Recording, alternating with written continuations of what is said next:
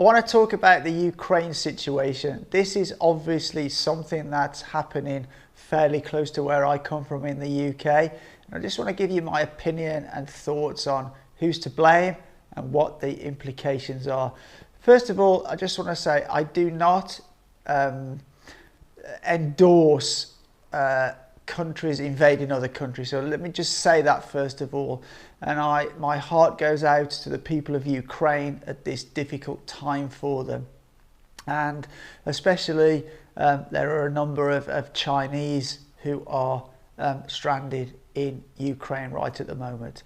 But let's get to the point. I think the blame for this situation in Ukraine squarely stands with the USA and the NATO countries.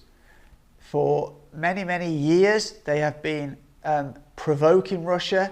They initiated a regime change in Ukraine in 2014, and the US have put over $5 billion worth of political support and weapons into Ukraine since that time.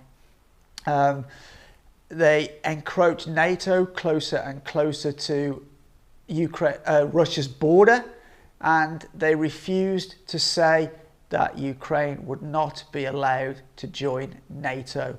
And because of the encroachment up to Russia's border, this is a red line for Russia. And after 8 years of trying to negotiate with both NATO and Ukraine, neither of which would compromise, this is what has happened now. Russia have felt backed into a corner and they've reacted. This could have so easily been avoided if the US, who are pretty much the leader of NATO, they're the biggest country in NATO, they supply more funding than anybody else, second to the US or Germany.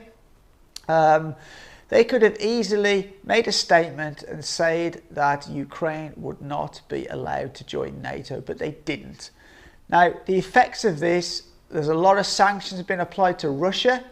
I note that China, India and the United Emirates abstained in the Security Council vote, which is fine, that's their prerogative.